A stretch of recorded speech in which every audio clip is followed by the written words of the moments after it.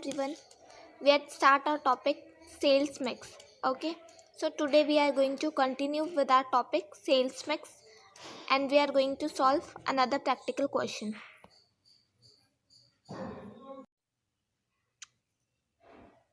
So see question number 15. A company is manufacturing 3 product details of which for the last year are given below. Product ABC, price given है उनकी 20, 25 and 20, variable cost given है आपको 10, 15 and 12%, total sale value 40, 35 and 25. ठीक है, ये क्या है, sales value आपको परसेंटेज में गिवन है. जैसे प्रोडक्ट ए की कितनी सेल्स हुई आपको टोटल गिवन होगी, उसमें से परसेंटेज कैलकुलेट कर लोगे तो पता चल जाएगा प्रोडक्ट ए के लिए कितनी सेल है, बी के लिए कितनी है एंड सी के लिए कितनी है. ओके, फिर आपको क्या गिवन है, total fix cost per year ₹1,10,000. Fix cost total sales given है कितनी, 5 लाख.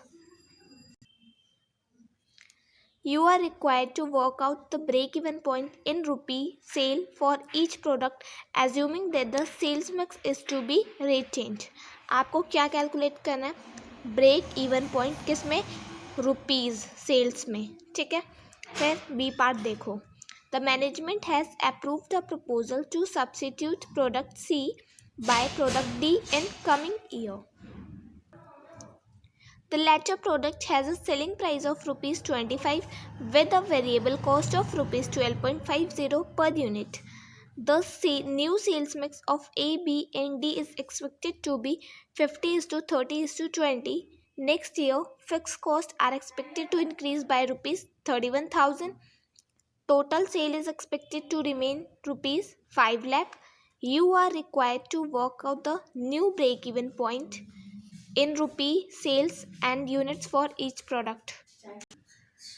देखो बी पार्ट में आपको क्या बोल रखा है कि अगर प्रोडक्ट सी को आप सब्स्टिट्यूट कर दोगे, रिप्लेस कर दोगे किससे, प्रोडक्ट डी से आने वाले ईयर में. ठीक है, तो उसकी सेलिंग प्राइस कितनी हो जाएगी, ₹25 और वेरिएबल कॉस्ट 12.50.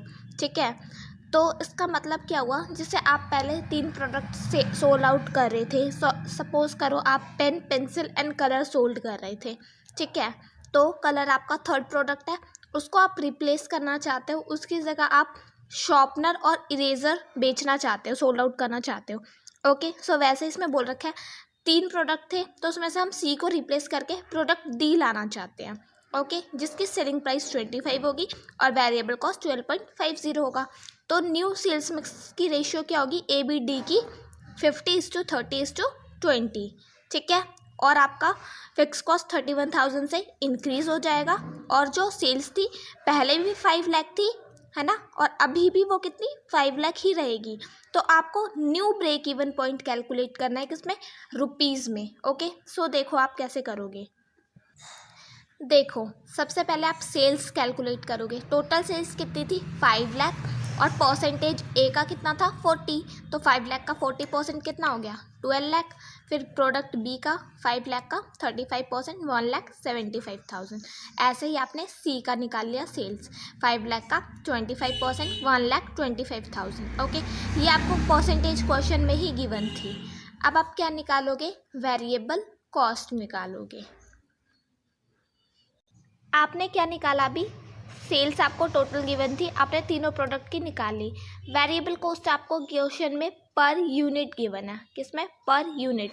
तो आप क्या निकालोगे, टोटल वेरिएबल कॉस्ट. ओके, तो देखो वेरिएबल कॉस्ट सेल्स अपॉन में यूनिट्स इनटू में वेरिएबल कॉस्ट, ये फॉर्मूला है. ठीक है, याद रखना इसे. क्या है formula, sales upon units into में वेरिएबल कॉस्ट. ओके, सो देखो सेल्स आपकी कितनी थी, अभी आपने निकाला था प्रोडक्ट ए का 2 लाख और ये 20,000 नहीं 20 है. ठीक है, 20 आपकी प्राइस गिवन थी यूनिट्स, और इनटू में वेरिएबल कॉस्ट आपको कितना गिवन है, 10. तो आपकी टोटल वेरिएबल कॉस्ट कितनी आ गई, 1 लाख. ऐसे ही आप प्रोडक्ट बी के लिए निकालोगे. आपकी सेल्स थी प्रोडक्ट बी के लिए 1,75,000 और आपका कितना था, यूनिट्स कितनी थी आपकी 25 और variable cost 15 equal to 1,05,000. Okay, फिर प्रोडक्ट सी का देखो 1,25,000 आपकी सेल्स थी, अभी हमने ऊपर निकाला था, और फिर आपका प्राइस 20 था, इनटू में वेरिएबल कॉस्ट 12, ठीक है, कितना आ गया आपका 75,000। तो वेरिएबल कॉस्ट का फॉर्मूला याद रखना क्या है, सेल्स अपॉन में यूनिट्स ऑफ प्राइस इनटू में वेरिएबल कॉस्ट। ओके, सो आपकी टोटल वेरिएबल कॉस्ट आ जाएगी। फिर देखो टोटल वेरिएबल कॉस्ट तीनों को प्लस कर लोगे 2,80,000, ठीक है, ए बी सी तीनों के लिए कितना है 2,80,000।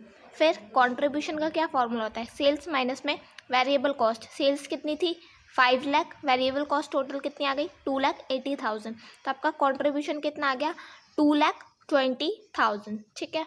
आपको क्या कैलकुलेट करना है, break-even point. Break-even point का क्या फॉर्मूला होता है, फिक्स कॉस्ट अपॉन में पीवी रेशियो। तो आपको पीवी रेशियो का क्या फॉर्मूला होता है, कंट्रीब्यूशन अपॉन सेल्स इनटू 100। तो इसलिए हमने पहले कंट्रीब्यूशन कैलकुलेट करा, अब हम पीवी रेशियो कैलकुलेट करेंगे, फिर हम निकालेंगे ब्रेक इवन पॉइंट। ओके, अब देखो PV ratio contribution upon sales into 100, contribution कितना 2,20,000, सेल्स 5 लाख इनटू में 100 कर दोगे तो आपका कितना आ गया 44%। ओके, अब आपका पीवी रेशियो आ गया, अब आप break-even point easily calculate कर सकते हो।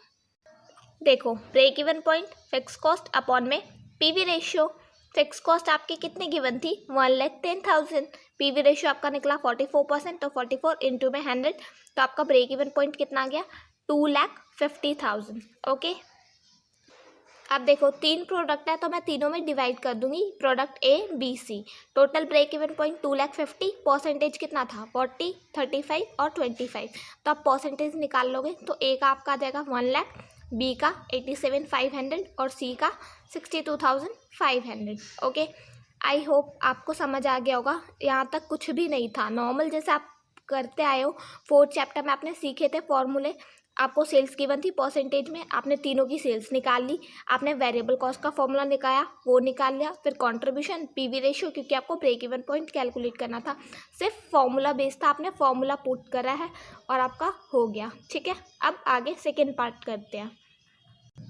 अब देखो सबसे पहले हम न्यू सेल्स कैलकुलेट करेंगे, क्योंकि हम प्रोडक्ट रिप्लेस कर रहे हैं, पहले ए बी सी था, अब कौन सा प्रोडक्ट हो गया ए बी और डी, टोटल सेल तो 5 लाख ही रहेगी, ठीक है, और किस रेशियो में हमने बांटा था 50:30:20, तो 5 लाख का 50% 2,50,000, 5 लाख का 30% 1,50,000 एंड 5 लाख का 20% 1 लाख।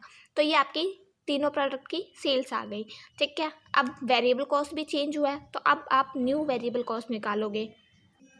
तो देखो प्रोडक्ट ए के लिए सेल्स आपकी कितनी आई 2,50,000, यूनिट्स वही कितनी थी आपकी 20, इंटू में वेरिएबल कॉस्ट 10, 1,25,000। फिर प्रोडक्ट बी के लिए कितनी आई थी आपकी सेल्स 1,50,000, कॉस्ट आपका 25 था, इंटू में 50, 90,000।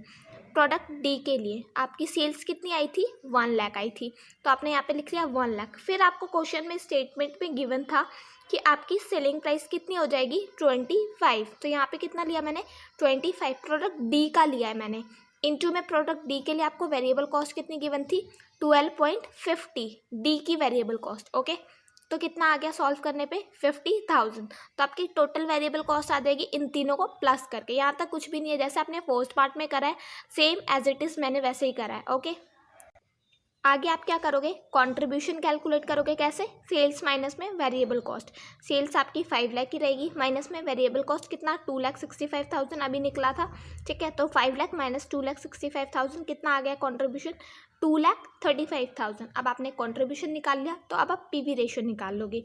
पीवी रेशियो का क्या फॉर्मूला था कंट्रीब्यूशन अपॉन सेल्स इंटू में 100, तो देखो 2,35,000 आपकी कंट्रीब्यूशन, 5 लाख सेल्स इंटू में 100 कितना आ गया 47%। ओके, अब न्यू ब्रेक इवन पॉइंट देखो निकालना है।